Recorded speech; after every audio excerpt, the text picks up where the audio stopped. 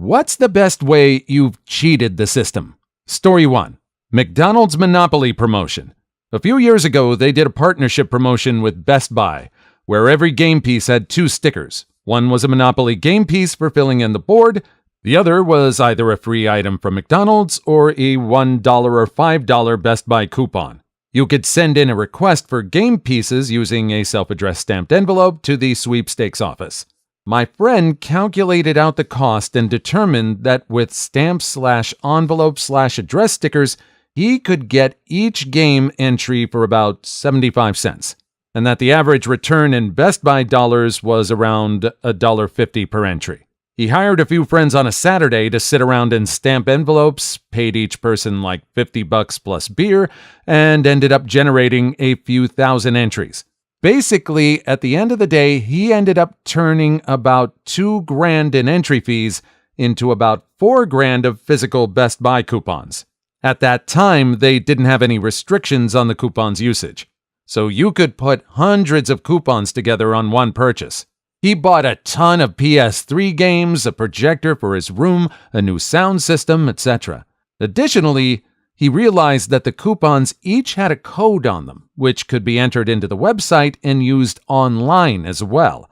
So he ended up making about $8,000 in Best Buy dollars by using each coupon twice. He then sold enough of stuff on eBay to make up all the money he spent on the whole ordeal, allowing him to keep all the rest. As an additional bonus, he got thousands of free McDonald's food coupons, everything from small fries or ice cream up to combo meals that he left outside his door in a bowl, feeding our dorm for the next few months. Unfortunately, despite all the entries, we were never able to win a single one of those Monopoly game prizes. I guess the chances are just that low. Okay, follow up on this. Did McDonald's change the rules because of this guy? Was he ever even found out? This sounds like one of those things where someone figured it out and got away with it once until the company wised up and changed the rules. There's a couple of Netflix documentaries of people with the same kind of mindset. One was called The Pez Outlaw and another was called Pepsi, Where's My Jet? I'd recommend checking those out. Story 2. The local Dairy Queen, fast food place specializing in ice cream treats in my neighborhood, is routinely dirty and run by indifferent teenagers. An ice cream cone will often be a half-care sloppy mess. Bathrooms are usually pretty grim, etc. But now and then I get a hankering for a dipped cone, and it's the closest place to my house. So one evening I called them up, and the conversation went something like this. Dairy Queen person. Hello? Me. Hi, who am I speaking to? Dairy Queen person. Jen? Me. Hi, Jen. It's fake name from Dairy Queen location in nearby town. I'm probably not supposed to do this, but we just had a surprise inspection. Some ballbusters from head office were in today and really gave us a runaround. They were all right, but we had to scramble to get organized. Before they left, I overheard them saying they were headed to your location and thought I'd give you a heads up. Dairy Queen person. Oh my goodness, thanks. We only have X many people working tonight too. Oh my goodness. An hour or so later, I go to the Dairy Queen to get a cone and the place is spotless. Hot water on the freshly mopped floor was evaporating, the bathrooms were spotless. There was a lineup, but it was moving with incredible efficiency. My cone was made by one person while another helped with the transaction. The cone was perfect. I pull this one about once a year for kicks and try to do it at a different fast food place each time. Genius! This is what you call your social engineering. And it's not like this guy's bilking the company out of money. He just wants a clean place and a well-made cone. That is awesome. Story 3. During a business trip, a flight I had was canceled shortly before takeoff on Christmas Eve, so we all piled back in line to get our flights rescheduled. After hours of waiting, I finally get a flight leaving the next day. Exhausted now, I asked the ticket guy if they let people sleep in the airport. Obviously knowing that you aren't, small airport. He tells me no, so I explain my situation. I was over an hour away from where I stayed the previous night, was out of money, and asked if they would put me in a nearby hotel. He said all he could do was write a voucher for a cab to send me back to where I left for the airport. I said okay, but it would be way more expensive than a hotel. Again, he said it was all he could do and wrote a cab voucher for $250. So now I'm just ticked at the whole situation, that they would pay $250 for a cab, but not $80 for a hotel. I hail a cab, hop in, and explain the situation. The cabbie is now ticked too because he doesn't want to have to drive an hour the next day to get me, but also doesn't want to turn down $250. So we're on our way out of town and I'm talking with the cabbie. I ask him if he just turns those vouchers in for cash. He tells me that he'll get a check in the mail eventually. Then it dawns on me. I ask him if he has $125 in cash on him. He does. So I tell him to take me to Holiday Inn by the airport and give me $125 and keep the voucher. He thinks for a minute. It clicks with him, and now he doesn't have to pick me up the next day. So that night, I stayed near the airport, took the shuttle in the morning for free, and made $45, which I used for Christmas presents. Small victory. Felt good sticking it to American Airlines, though, for jerking me around all day. This is lateral thinking. Very cool. On the one hand, you have to have some sort of mathematical ability and use the left side of your brain. On the other hand, you have to use the right side of your brain to think creatively. It's cool that he came up with this idea on the fly. It's a good thing the cabbie was into it too. Story 4. When I was in 8th grade, my friend and I ditched school quite a bit for a semester. This was back before automated systems that called home for absences. Both my parents worked, so they wouldn't have gotten the call at home anyway.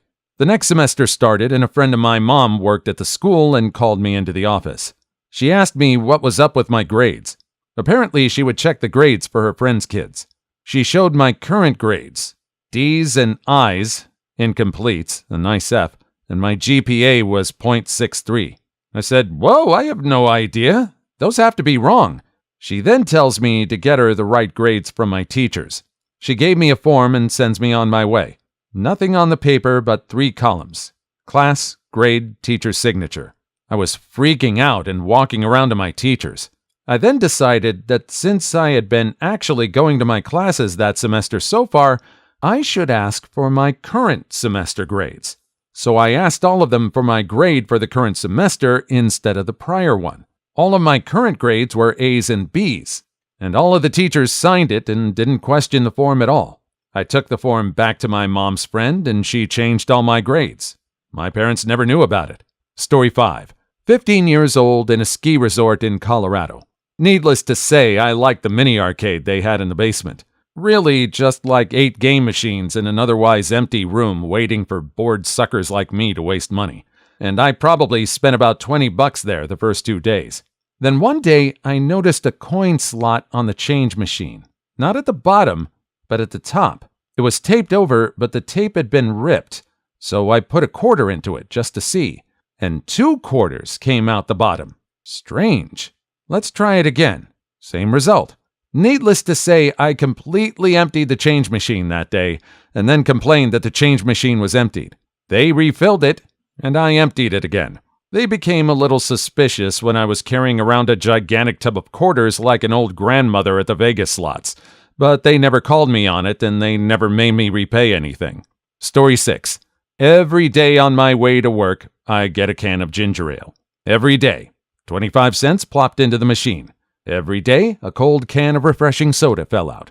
Until one fateful day, I dropped my quarter in, and 2 gleaming cans of ginger ale popped out. Then, in that instance of time, I knew that destiny had greater plans for me. That was the day I became enlightened. I had reached spiritual soda moksha. The universe revealed itself to me. I understood universal constants. I could find Earth-like planets in a blink of an eye. Mother Nature herself bowed before my power. Some call me a god. Others, the second Buddha. But most call me Bob Ross. Truly, this man has sage wisdom that must be heeded. He who has doubled his precious nectar of the gods, merely by willing it into existence. He is the secret made flesh. Or maybe the machine just malfunctioned. Story 7. Recently, big conference. 18th floor, top of the building. Everyone goes down the limited number of elevators it breaks. Big lines. People are not going down the stairs by one floor because if you hit down, you just get a completely packed elevator. My solution? Go down to the floor, hit up, board empty elevator, welcome people on the 18th, then enjoy my quick trip down. The greatest hacks are the simplest, though it would have been better if it didn't fail the categorical imperative. Of course, if I wasn't an American, I'd just take the stairs all the way down. Story 8. I was applying to colleges, and having slacked off all through high school, I was getting rejected from every one of them. I finally applied to a university I had no chance of getting into and marked down that I was Native American, though I'm very clearly white. A month later, I learned that I had gotten in, contingent on me completing a summer in a program for minorities, focused on bringing up their skills and background to their more qualified peers. I accepted, had a very interesting summer, whole other story, worked my butt off for 4 years and graduated with honors. Story 9. When I was a teenager, I worked for one of those awful call centers with one of those horrible micromanaging plans. So they would divide us into teams with team leaders. So one day they switched our teams, and I noticed that they never placed me in another team, therefore never accounted for. So I would go in every day, clock in, go home or whatever, then come back and clock out. Eventually, I got too lazy for this and just paid a girl to clock me in and out. This lasted for a month and a half before anyone ever noticed. A month and a half vacation? I'll take that. I'll take that all day, every day. How much is this call center paying that he could afford to pay someone to clock in and out for him? And how come no one noticed that there was this girl who didn't work there was clocking in? Sounds like the kind of job where you're not going to climb the corporate ladder. Story 10. I went to a Catholic high school and was forced to go to Mass once a week. They'd ring a bell and everyone would walk into the gym en masse. For 3 years, I would quickly open up a side door, hop in my car, go buy an Egg McMuffin, and hang out at a nearby Harley dealer. After an hour, I'd head back to school and go to my next class. The one time I did go, I was right in the first row. I gulped down all the wine before the third person out of 400 could even get to it. The lady serving it was straight up horrified. Story 11. Work from home computer programmer. Moved to China without telling my company. Still do my work via internet. Still commit to SVN, still respond to emails, still make conference calls, etc. Benefits include cheap rent, cheap food, cheap girls. Don't have to have my mom call and yell at me about random stuff anymore. 80-cent rum and cokes all day long. Avoid the first 90K of U.S. taxes. Out of the country 330 plus days. Avoid Chinese taxes because they think I'm an extended tourist. Learn a language. Handmade suits for $90. The list goes on and on. Story 12. My high school was somewhat strict about absences. They would do handwriting comparisons with previous notes. The first I was late/tardy/whatever. I took the actual note my mother would write and rewrote it in an exact awful 15-year-old's handwriting on loose-leaf paper, signed my mother's name, and handed it in. When the folks in my principal's office smelled hogwash, they called my mother and asked her if she wrote the note, which of course she did. For the rest of the year, I was writing my own notes for skipping school. That's amazing. I wonder how this came to him. Did he see it on a TV show or something? Did he read about it? If he came up with this idea on his own, even if he skipped school, he deserves high grades. He knows how to think. Story 13. When I landed from my international flight, there was what looked like a 1 or 2 hour line for nothing to declare and no line for something to declare. One of the options to declare things was food items, and since I had a can of cashews in my backpack, I just wrote down the can of nuts value, $2, and went through the declare line. Needless to say, they didn't give a care about my nuts, but they scanned me through and I was on my merry way in 0 minutes. Story 14. When I was 16, a friend and I created a website with fake reviews of concerts in the Washington, D.C. area that we didn't actually go to. Once we had built it up to our satisfaction, we used it as credentials to gain backstage access to a huge D.C. area music festival 3 years in a row. A simple call to the radio station that sponsored the event got us free passes and access to hang out with and interview most of the bands, including Cypress Hill, Coldplay, Social Distortion, and Offspring. Nobody ever caught on. And oddly, no one seemed suspicious of our age. Story 15. I once had a $20 fine for an overdue book at the library, so I brought it back and reshelved it myself. The next day, I had a friend of mine go to the library and check out the book. The system said the book was out, so they scanned it back in, and my friend checked it out. I later went to check my outstanding fine, and it was erased. They must have assumed the mistake was on their end, which is what I was banking on. See, I grew up in the time of video rental stores. I would have loved to be able to do something like that with a late video rental. There's no way that could feasibly work, but if that were at all possible, maybe more people would avoid late fees, and maybe the guy from Netflix wouldn't have invented Netflix because he didn't want to pay late fees. Story 16. At Six Flags one year, I rented a tube for the water slides for X dollars, but when I went to return it, they only offered an X divided by $2 refund. I looked at the single file line, which consisted of people waiting to rent and people waiting to return tubes. It was so simple. Too long didn't read? Rather than return a rented water slide tube for half the price, I sold it to someone waiting in line to rent one for the full price. Simple yet clever. Story 17. This goes back to the way when you could still park in front of airports, but got a ticket if you parked longer than 15 minutes or so, at least in Syracuse. I pulled in with some buddies to pick up a friend flying in, but we got there a few hours early for some beers. When I pulled up, there was a car behind me with a parking ticket on it. I grabbed the ticket and put it on my car. Hours later, the same ticket was on my car, which was written for the other car. Story 18. Out of millions of sperm battling for supremacy, I was the fastest, the strongest, the most worthy. I was the best. Please leave your story in the comments. I would love to make a video on them in the future. Also, don't forget to like and subscribe.